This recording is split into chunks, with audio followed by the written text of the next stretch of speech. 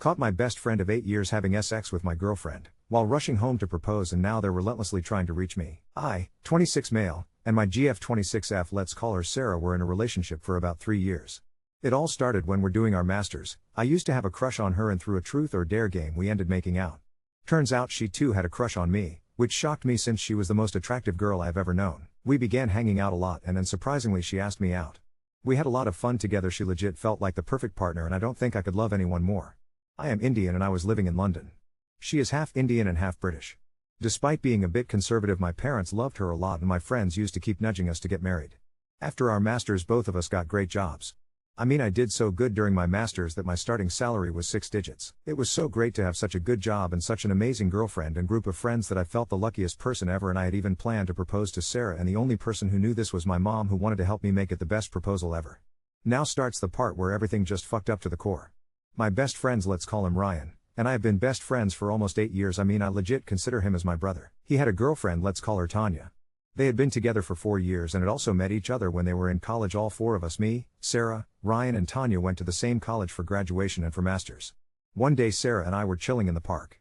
I got a phone call from Tanya saying that she wanted something from my house. Sarah and I were living together at this point. So I went to our house and Tanya was waiting outside my house. I gave her the keys, and while I was there I got a call from my mom who told that my dad had a stroke and I had to rush almost halfway through Europe. I texted Sarah ASAP regarding this and rushed to the train station with a bag. I reached there on time, and due to God's grace my dad was well. There was still no response from Sarah, which surprised me a lot. I tried calling her but she won't return my calls. The day after, I go to my house with flowers like I usually did when I went home from work. I enter the house and hear someone moaning from the master bedroom. I freeze for 3 seconds. I know what was happening and I walk towards the room and open the door, and I see my best friends of 8 years having sex with my girlfriend. I was numb. I couldn't even comprehend what was happening. They both freeze too after seeing. The flowers and my bag fell from my hand. Controlling my emotions, and I ran out of the house and sat in the taxi and asked the driver to just drive away. My mind was still trying to comprehend what had happened, and despite being a strong person on the inside I started crying. The cab driver was a bit aged man who was shocked to see my sudden reaction. He stopped the car and, believe it or not, actually comforted me. He didn't exactly hug me, but he was patting my shoulder and my back. I ended up going to a pub even though I do not drink. I called over a friend of mine who I had known since school times. She came over and picked me up. She drove me to her place. She was newly married and lived with her husband, who was a good friend of mine. I poured my heart out and blessed them for their caring behavior and attitude. They let me sleep on their couch. During all this I was surprised not to receive any calls from Sarah or Ryan, not like I would have picked it up. It just made me feel so low that I had such a horrible GF and best friend who didn't even have the fucking courtesy to call after what they had done. I slept vowing never to even acknowledge them in my life. I wake up at 3 a.m. in the night with around 100 messages from Sarah and Ryan. A million calls from Sarah. I didn't bother about it. I put my phone on silent and went to sleep. I woke up at 9. I called my boss and told him what happened and I need a day off. He was such an amazing boss. He not only gave a week off, but he invited me over to his house to talk if I ever needed to. I legit thanked so many times, and he said he understands. The phone calls and messages had doubled since I last saw them at 3 a.m. I am still at my friend's house. She too took a day off and consoled to me. I ended up telling her that I was going to propose to Sarah and my plans after. I broke down again and she hugged for a while. She told me that though it is hard, I can't let my emotions overwhelm me because I needed to be strong for myself. She even told me that I could take a small mini vacation and that she and her husband have no problem having me at their place for as long as it required. She got a call from her office and she told me that she had to leave due to a sudden emergency at the office. After she left, I opened my laptop and here I am writing about my heartbreak. Update 1. I met Tanya, and after the events that followed I don't know what to believe, and I very badly need advices for what I am about to convey. It may be long but please do read it. So at around 9 a.m. Tanya came to my friend's house. Clearly she had been crying cause she looked very pale and had bloodshot eyes. I gave her a quick hug and we sat down for breakfast. She didn't say anything at all. I understood that she was waiting for us to be alone. After reassuring me a bit, my friend and her husband left for work. Tanya and I sat down on the couch. I touched her shoulder and asked how she was doing. She looked at me teary-eyed and suddenly broke down hugging me, although she too was feeling hurt and needed to cry it out. She started mumbling that she is sorry and that it's her fault. I was sure she must be blaming herself for not being there for Ryan, or she felt bad for what happened to me. I told her that it is not her fault and that they are to blame for our pain. When we broke the hug, she just held my hand and told me that she needed to confess something. I was scared as to what she had to say in such a situation. She first confesses saying that she had an affair with one of her ex for who she met at her workplace. It had been going on for a few months. The day she had called and asked for my house keys, she had planned to meet her AP there. So apparently after I left with my stuff, she and AP did it in my house. I was fucking shocked. It turns out during this time Sarah had come back to our house and found Tanya having sex with her AP in her room. At this point I really was wondering if my house was a fucking place where people had sex whenever they felt like it. I was silent for a minute and asked her that Ryan too cheated on you, so why are you saying it is your fault that I was cheated on? So apparently here comes the part that I'd if I should believe. Tanya's app had his back towards the door, and when Sarah entered the room she thought it was me and Tanya having sex. I laughed. I legit laughed and told her that it was a nice story, now tell me the truth. She took her phone out and showed her conversation between her AP, Sarah and Ryan separately. The convos basically included things where Sarah calls Tanya names and that I was unfaithful to her and had the nerve to use the excuse of my father's stroke to throw her off. Tanya didn't even try telling that it wasn't me. So it turns out that Sarah and Ryan were influenced by some of our mutual friends to have a revenge affair on us, me and Tanya. They at first denied since they felt uncomfortable, but after a lot of nudging they finally did it. The day I returned from the hospital where my father was when they planned to do it. She further explains that she was called to my house after I left. By then Sarah and Ryan both were shocked with my behavior, the flowers and my tickets and bills. They fucking called my mom to confirm if I indeed had visited them, and my mom confirmed it. It's when Tanya spilled the beans that she was having sex with her ex and not me, and that I was still faithful to Sarah. This is when reality apparently hit both Ryan and Sarah. Ryan apparently slapped Tanya, which wasn't the kind of attitude I was expecting from him. Sarah screamed and broke down crying. Turns out that since then they have been calling me and trying to reach out after realizing that they were the one who ended up breaking my trust. When Tanya finished talking, my first instinct told me to shout at her and kick her out of the house, but I was so emotionally drained that I started to cry and suddenly began laughing. I looked at her and asked her just one question: are you telling the truth? Tanya says that she swears on her father's grave that she is telling the truth and that she is really sorry for what she caused me. She broke down crying real hard. I just sat there quite for a while.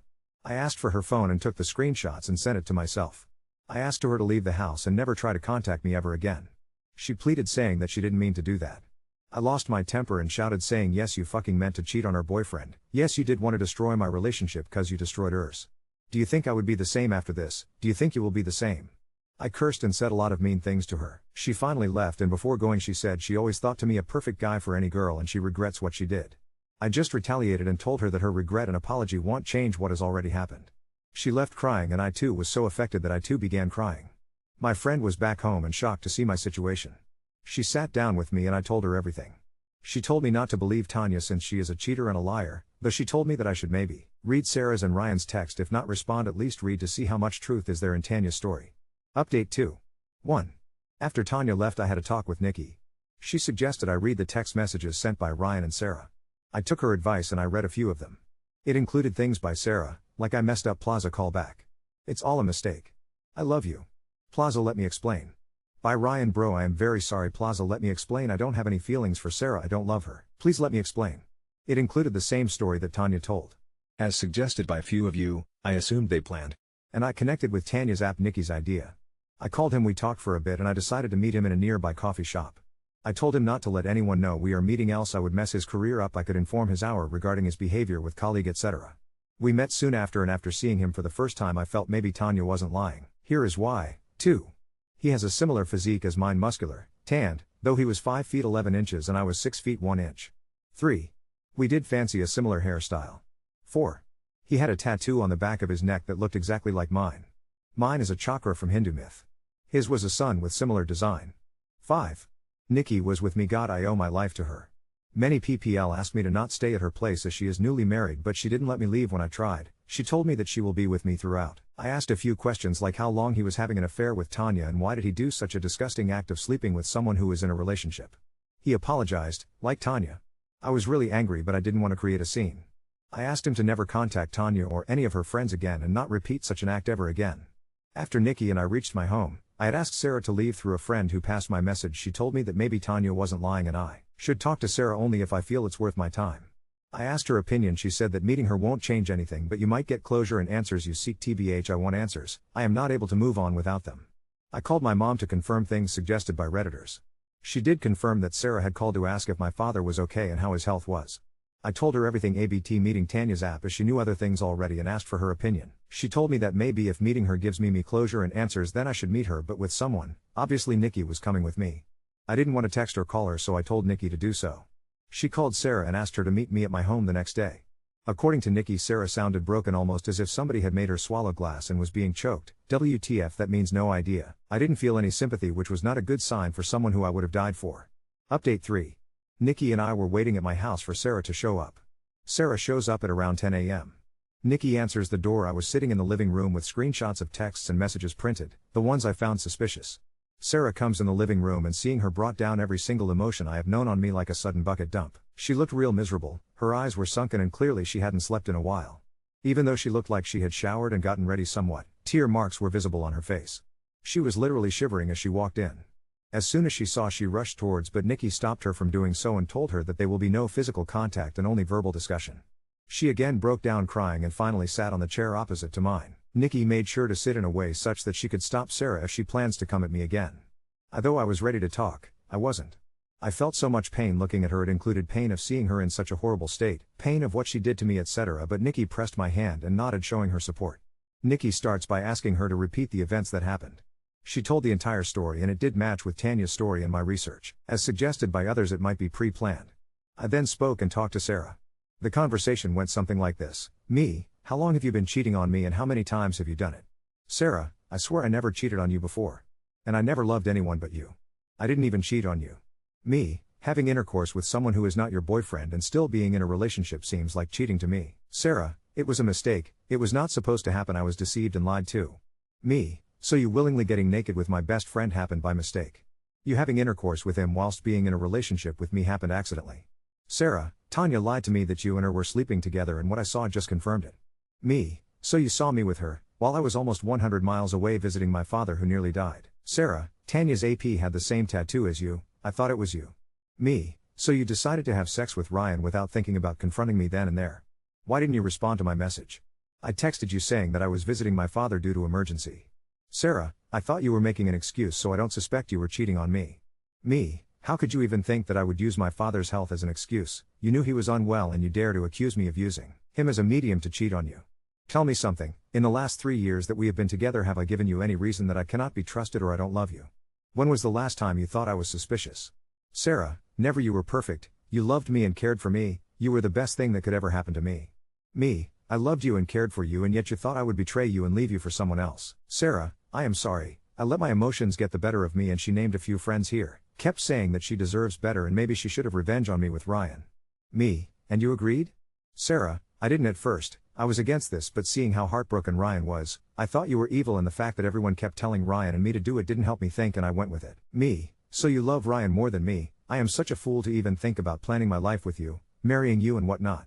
I was so sure about us that I was going to propose to you, I wanted you in my life, but now knowing you love him more, I think it's best we never see each other again. Sarah starts crying very hard. Sarah, I don't love Ryan, not even a single cell of me feels that way for him. I love you, I would have said yes to marry you a million times, please I am sorry I messed up, I always loved you and you only. Me, you gave him sympathy sex and you are calling it a mistake. I said this loudly, Sarah, no I didn't even want to sleep with him, what are you talking about? Me, you admitted to be feeling bad to see him heartbroken and with a little nudge you slept with him, that is sympathy sex and I was gone for 2 days and God knows how many times my bed was used for your worthless sympathy sex. Sarah gets hysterical at this point, crying her eyes out, and saying things like I love you, and I swear we did it only once and it had only one objective and that was revenge. Me, I loved you, knowing that come what may this girl will stand by me in my sorrows, pain and happiness. I was so happy to have someone like you but now you have destroyed my trust, my love in me. Sarah, Plaza don't say that, I don't have any feeling for Ryan and I never did. I love you with my heart, give me a chance please, I will do whatever you want me to do, even at the cost of letting you have sex with any girl in front of me 100 times I am ready. Me, that's the difference between you and me, I would rather suffer in pain and heal than cause pain to others by getting my revenge on them. Sarah, don't say that please, I can't imagine my life without you, you are my soulmate I know it. Me, the soulmate who you distrusted, the soulmate who you thought was being unfaithful to you. The soulmates you thought didn't love you anymore. Sarah, I am sorry I swear I won't do such a thing again, I will go to therapy, work on my emotions and control over them but please don't end our relationship because of what Tanya made me do. Me, Tanya told you to distrust me, Tanya told you give Ryan sympathy sex, Tanya told you to get naked with him, answer me. Sarah, I am sorry I should have known better than to trust a cheater, I shouldn't have to listen to, she names the friends again. I love you and I will never stop loving you, please give me a chance. Me, your apologies, your I love yous won't undo what has happened. It won't remove the picture of my GF and best friend having sex from my mind. You had someone else inside you when you were with me, you cannot take that back. You cheated on me, whether or not you did out of pleasure or revenge, doesn't matter. You had someone else in you and you can't change it or undo it. Sarah cried and continued with the I love yous and I am sorry Plaza take me back, I don't want to live without you in my life.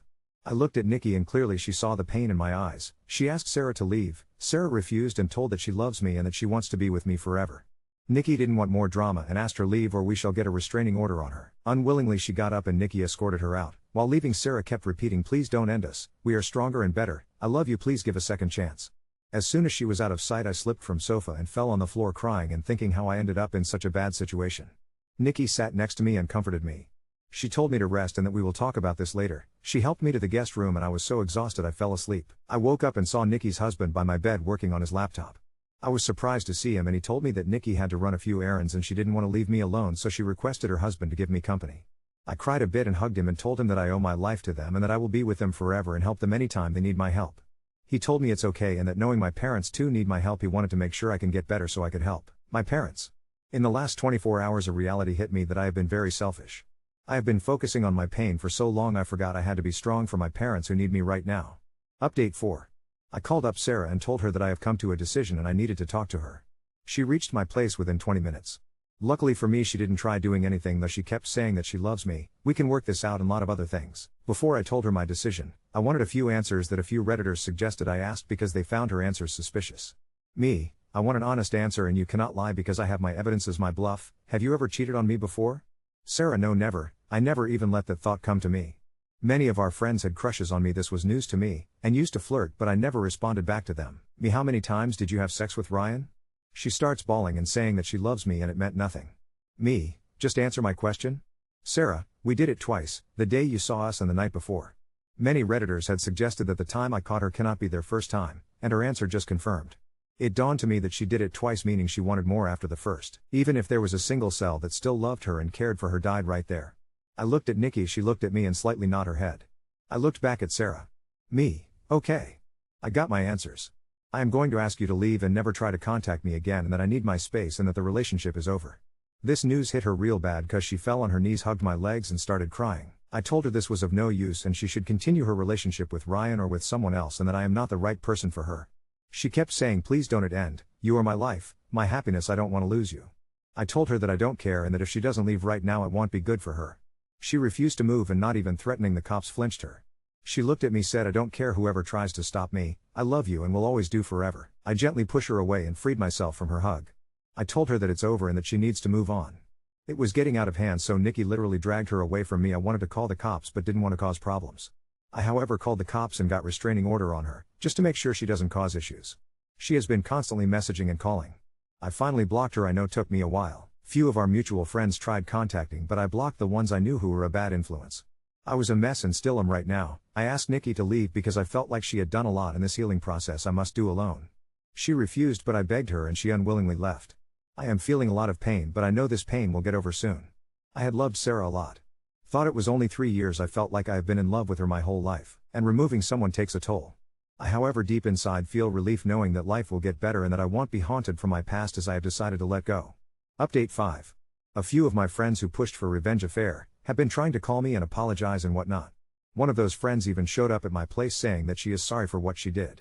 I told her that what she has to say, I don't consider her or any of them as my friends anymore. She told me that Sarah is horrible and that she has been crying non-stop ever since she left my place. She tells me that Sarah hasn't been eating properly. She tried to harm herself, not suicide, but hitting herself on the mirror, slapping herself and lot of other stuff. I told her that the way you helped her have a revenge affair, I am sure you can help her move on too. She tried to say more but I shut the door in her face. According to my friends who I trust, they have been receiving non-stop calls and messages from Sarah since I blocked her everywhere. They tell me they haven't responded and that they plan to keep it that way. I was really glad to hear that. Update 6. So yes, I did have a talk with the RA friends. I first had a talk with 2 girls from our group who according to Sarah had proposed the idea. FYI, I recorded the meet and had my friends with me, so they both were super apologetic and kept saying that they shouldn't have urged Sarah to do what she did. One of them confesses that because she had a crush on me she thought this as a good idea to break Sarah and I off. I asked her that in her eyes I was a cheater, so why would she want to be in a relationship with me knowing I so-called cheated on Sarah? She said that at that moment she only bothered about breaking my relationship with Sarah up and that's why she planted the idea of RA. I asked her if she has been on contact with Sarah. She responds saying that Sarah has blocked her and few of them for the past few days. I then asked both of them why they did that. Just having a crush on me doesn't justify taking such a rash decision. I asked them that we have been friends for so long. Why didn't you call me to curse me or call me names when they found out? So apparently they all had promised to go NC with me. Wow, stupidity at its peak. I then asked her that does Sarah have feelings for Ryan? They respond saying that she doesn't. I then asked them if they knew that Sarah slept with him twice. They said no, that they only know about the time they did it in the night the day before I caught them. After a few more questions I told them that I am really hurt getting betrayed not by just the love of my life but also my friends who were my support. They both get emotional saying that they are sorry and that they promise not to take such immature decision.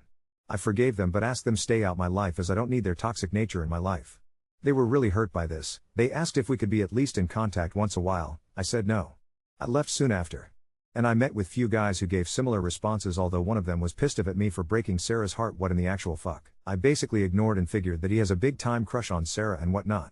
And now the fact that blew my mind was that few of them knew about Tanya's affair with her AP. Boy, that one hit me like a bag of bricks. I was so mind fucked that I couldn't sit there for longer. So after the meet, my friends and I had a talk at my place. The one who theorized that RA was cause the friends had crush on me or Sarah. We discussed further if I planned to meet Sarah. I finally unblocked Sarah on my phone. I ignored all her messages and sent her a text that I would meet her on Sunday and if she can come. So I finally met Sarah and I don't think I plan to meet her again for at least some time. So she shows up at my place and this time I did it alone without anyone, no Nikki and no friends. She arrives and when I saw her I honestly felt like someone punched me in the gut. She was really miserable. She had a few marks on her faces, a few bandages on her wrist. I was really freaked out at this point. Clearly she had been beating herself up as I was told by one of the RA friends. She looks at me teary-eyed and hugs me. I let it stay for a few seconds before pushing her back. We sit in the drawing room. We talked for a long time.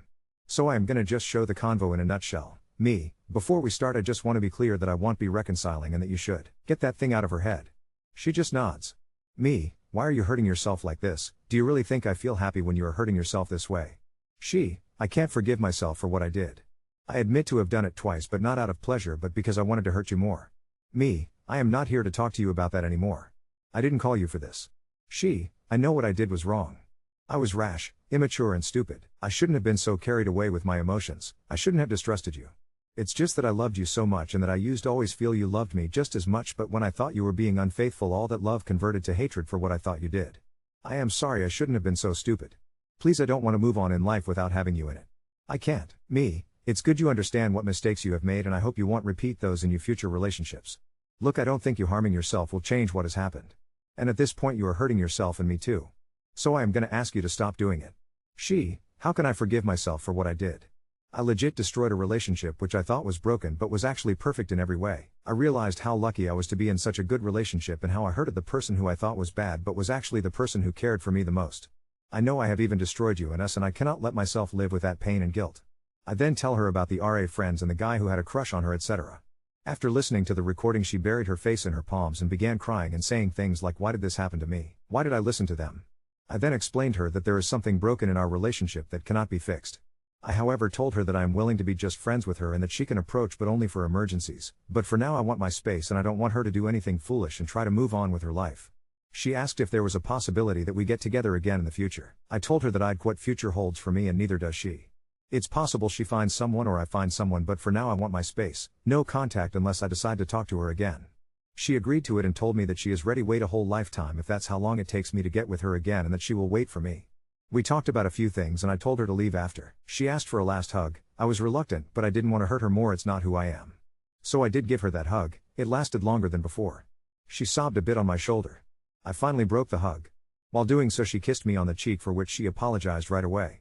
I knew at that moment that it was a bad idea and I need to be NC with her at least till I'm healed. She left the house after that. I honestly felt as if I was able to breathe fresh air and that I was suffocating anymore. As of now I am really going to focus on myself. Heal. Try to make new friends. There is this GRP in my office who I feel have the same vibe as me. I have talked to them. Might befriend a few of them. As for the people who suggested I tell Ryan about how few friends knew about Tanya's affair, I had no intentions of calling him, so I emailed him the audio and the summary of the convos and blocked him again. I am doing better, not completely fine but much better. My father has healed to a great extent. THX to everyone who wished for his well-being, Nikki as well too. I still haven't done anything for her yet. I am still getting my shit together. I did receive Ryan's cal through an anonymous number. I talked to him for I think exactly 5 minutes, well mostly him, I barely answered, and he asked if we could talk face to face. I said no and cut the call. He did try to call a couple of times since then but then stopped. He probably realized that it's of no use since I won't budge. Haven't heard from Sarah. Though one of my friend did tell me that she has quit her job and is in individual counseling. I did run into one of the RA friends at the store. She tried to offer coffee, something along those lines. I politely declined as she kept trying to talk to me. My job's going well. I made 2 really good friends from work. They both are really great PPL. That's for now, I guess. Thank you to all those who were checking up on me time and again. I am doing really better. Went a few more sessions of therapy. Mentally I feel fine. I do sometimes feel really emotionally drained, but that's become better. Hey Reddit. What's up? Been gone for long. Apologize to all those whose DMs were responded late. Higher position in work is my target, so busier days zig. Just wanted to say doing fantastic. Life's in a place I never thought it would be after that phase. Nevertheless, I'm glad there are many of you who did constantly text me, and I am truly touched by your support. Those who want to know about my ex. Well, she is in the city I live in. See her sometimes around. Not much in contact with her.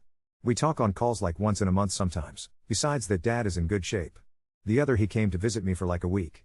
Heck, he even went to gym with me. So life is good. I'm grateful to everyone who helped me in this phase. I don't let that phase disturb me, and you guys are always there to help me not stray away from the right path. Thank you.